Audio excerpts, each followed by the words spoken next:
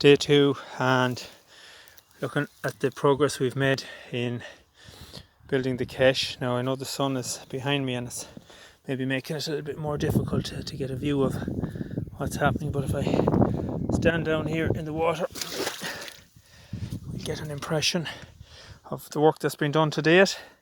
So we have basically 2 walls on each side, roughly halfway built up to the required height.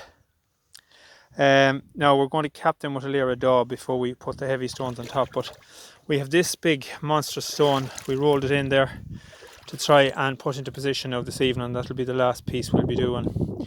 It's worked out quite well. I've come across a few flags, fairly thin flags, large in size.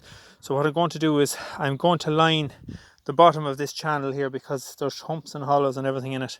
So I'll put some daub in it and I'll put these light flags down at the bottom, so you'd always be able to run anything through it if it got blocked. Be like a base of a pipe. We've left the sledge in the water because the handle is drying out and it might get loose, so it prevents it from getting loose. And we've a dam up there. Well, it hasn't worked as well as I hoped, but anyway, when we get this fully up to this level here, as you can see here, we'll be ready for capping hopefully on Saturday. That's going to be a challenging job. We have got a few more caps since, very big heavy stones, so we'll have to be very careful when we're proceeding with those because they are dangerous to work with if you don't observe proper safety precautions. So all in all, we've, for what I suppose about 6 hours work since the other day, we haven't done too bad.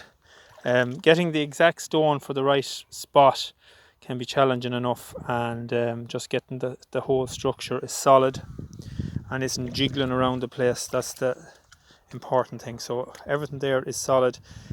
Slight angle backwards on these stones here. So in other words, they're slightly higher on the front, maybe a ½ an inch than on the back.